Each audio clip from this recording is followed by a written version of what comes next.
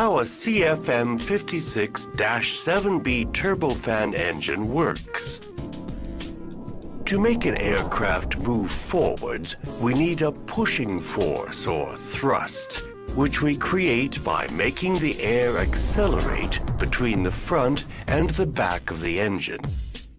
This is basically done by the large fan at the front of the engine, through which air passes at a high rate.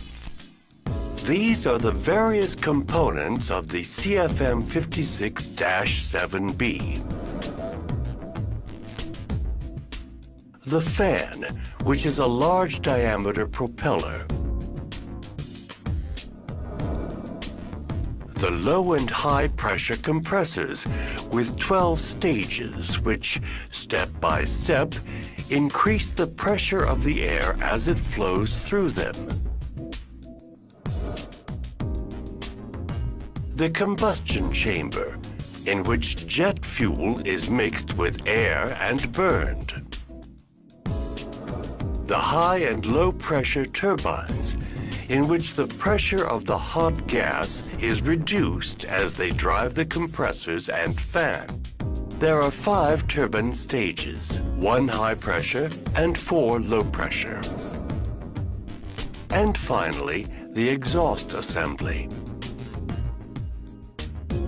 The CFM56-7B is a high bypass ratio engine. The primary flow passes through the combustor, while the secondary flow passes only through the fan. 80% of the engine airflow, accelerated by the fan, is directed into the bypass duct and provides 80% of the engine's thrust. The primary flow passes in succession through the compressors, the combustor, and the turbines, before being ejected rearwards through the exhaust assembly. The air is compressed in the low and high pressure compressors, and its temperature can reach 450 degrees Celsius, after which it enters the combustor, where fuel is injected and ignited. Burning the mixture of fuel and air brings the temperature up to 1700 degrees Celsius.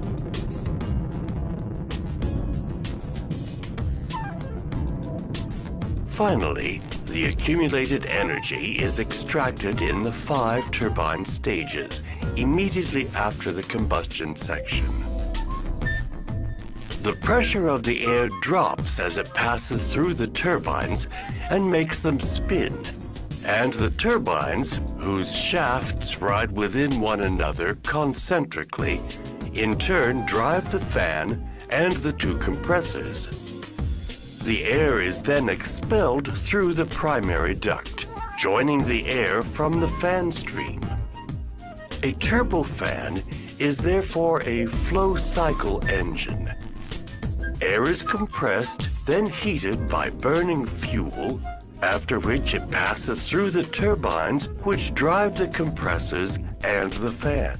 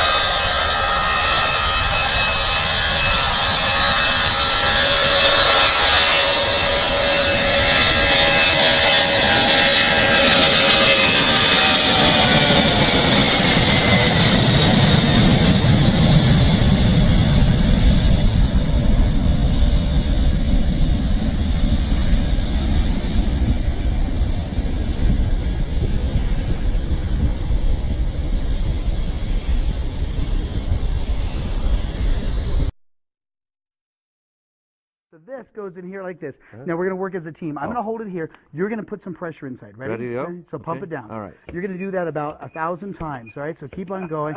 This is an area of high pressure, and as you're pumping it in here, we have high pressure, right? That high pressure is causing those molecules to now start to heat up. I think you're good. You ready for this? Watch this. Don't take your eyes off the bottle. Watch. 3, 2, 1. Oh, sure enough. Isn't that amazing? That is amazing. And there is your cloud in the bottle. Instant cloud. So we had all of those particulates, that were in there, and we had the moisture that was there condensed. That high pressure went to low pressure, and immediately when we did that, we had condensation. So now watch. You ready? See the cloud in there? Let's go backwards. Let's now add a high pressure front. Ready? Okay. So high pressure. Ready? High pressure coming in now. Isn't this nice? And the Isn't cloud. that just great? Look at that. This, you know what? Just This amazing. is a great Isn't that science great? experiment, and It's it great. requires very few tools outside of your $20 adapter that And you get now a workout with this as well. And Isn't that, kinda and nice kids are exercising as There well. you go. Now, is that really? Is it like Ace Hardware or absolutely. anybody or Just a little tire stem and a valve stem. Now again, when we let go, high pressure to low pressure back to the cloud? And there it is. Isn't that pretty? That is a great experiment. And it's a little bit must faster. say. Again, just using the rubbing alcohol, all we're trying to do is to get evaporation as fast as we can. And then look at the little puff out here. Isn't that kind of fun? So we get that little cloud that's sitting there. And as always, I put it up on the website. Yes, and we'll get it. Well, I know we'll get a lot of phone calls on this. So all you do is go to the 4 o'clock page, look for As Seen on 4 o'clock at 9 News, and look for the colorful Spangler Science logo, and you'll find this experiment and all the other great experiments that Steve does on the show. I get no work for it, done go during for the it. day. Never get any work done. People go, what are you doing? Wow.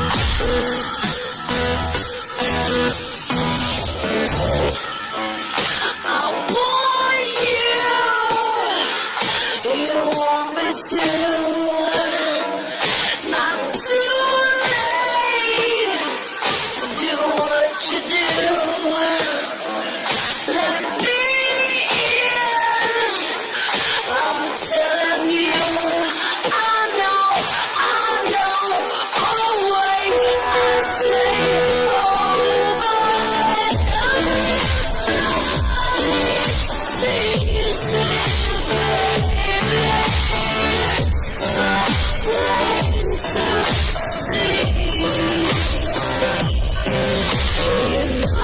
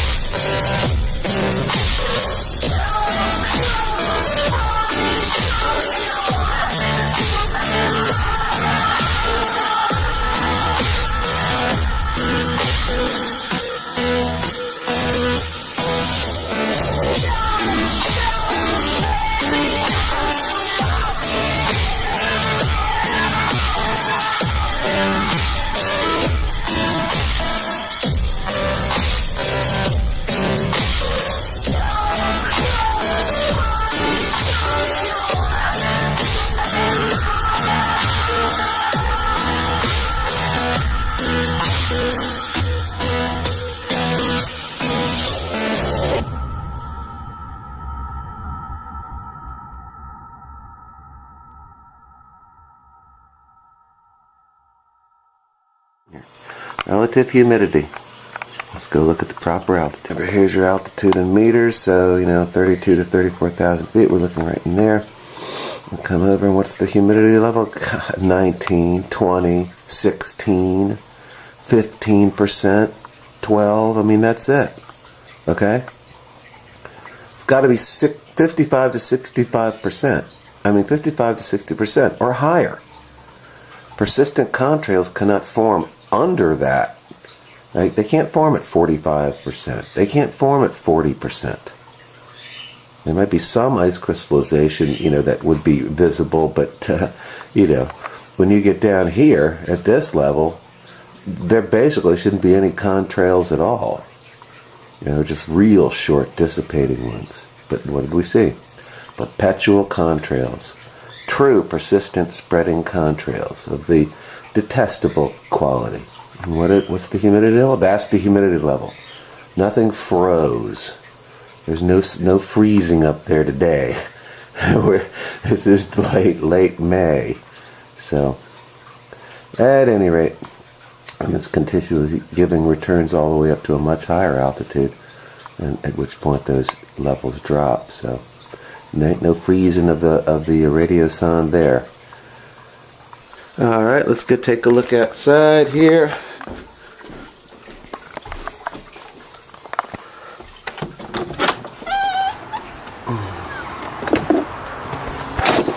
Yeah, see it? Right? That's your jet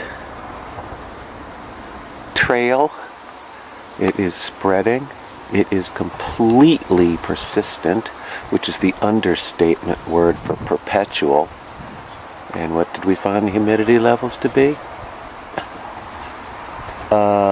A third of what they must be for a genuine, naturally occurring, persistent contrail. We can be sure about that. You know, alrighty then. I do. We don't measure it that way anymore. But all right. Well, as I said in telecast, we would have white slime coming, and we have white slime, and best of all, chemtrails. A pair of trailers. Not a lot, but enough. Okay, onward. Also notice the frozen and lucite effect in the sky. See this cloud? There's virtually no movement in them. It's like a still photograph. Okay, here's them pretty clear, but the good news is they're coming out, boy. They are coming out. Maybe we can go plane finder that guy. Oh, sorry about that. It's Sunday the 25th. All right, so there I am. Right, I think I just bisected my house.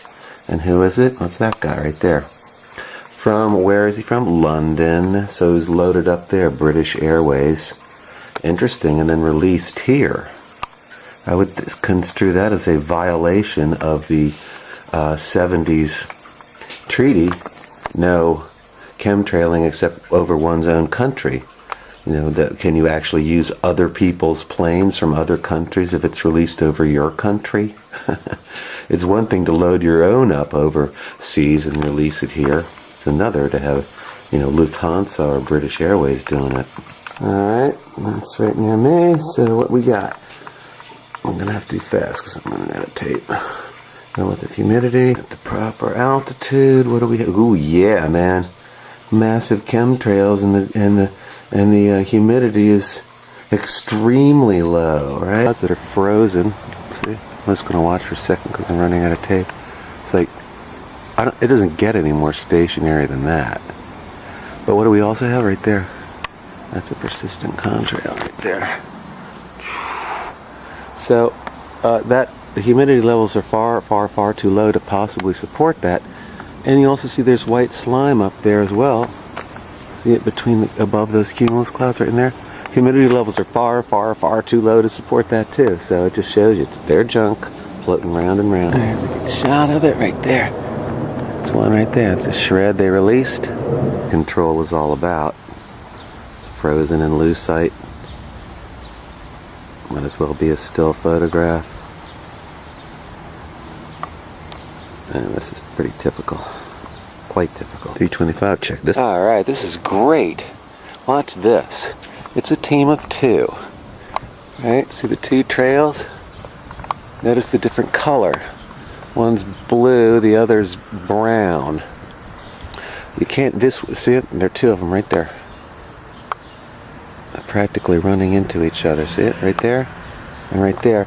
It's definitely magnetic powder, and I'm going to run in. Here comes another pair right behind them. See the collisions along the line? Okay. I don't want to waste a lot of tape. There's two of them. Those guys are right side by side. Right there. One kind of dissipating. Big boy. Going the whole way. And they got a third one right behind him right there. So let's go see if any of these guys are on. That's totally a team. There were two teams.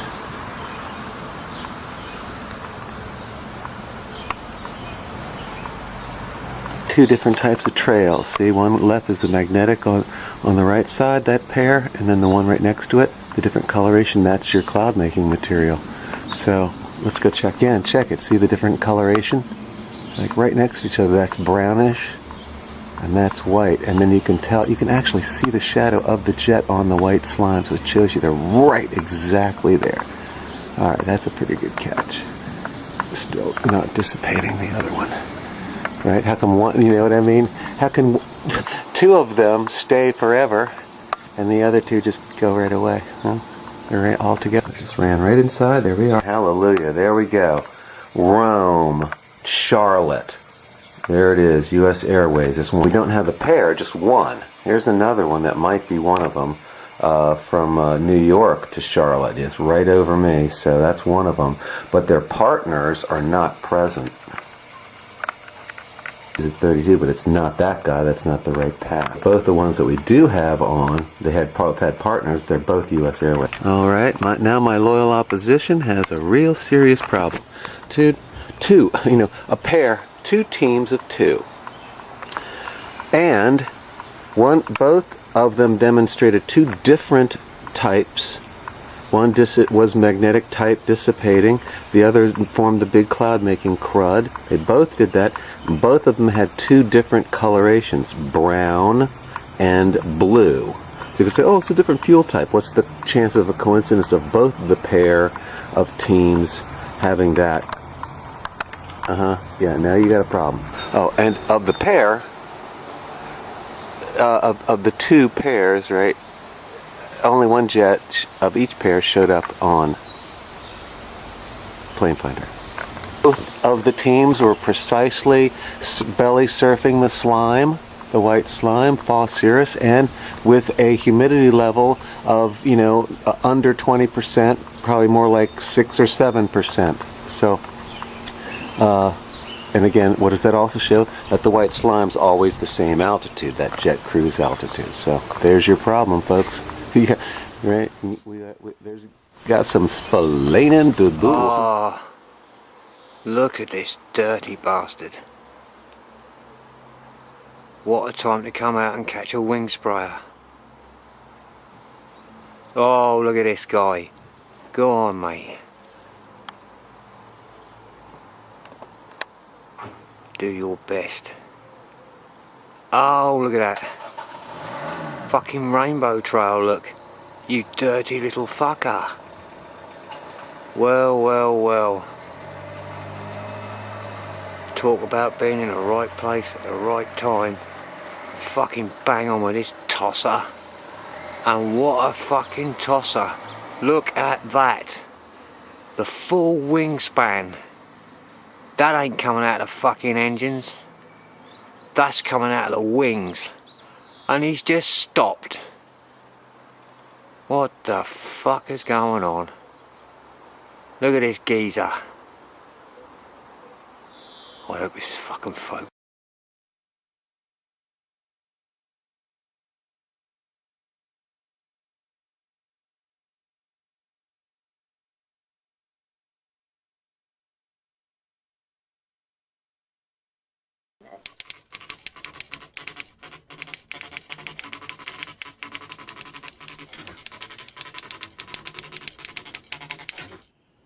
The trails that persist that I've seen over the last few years are very different to any trails that I've ever seen before, and I do not understand how they persist so long. It's normally a contrail would last 1 or 2 minutes or maybe 5 minutes, but to look up into the sky and see a trail slowly drift by for an hour is very unusual.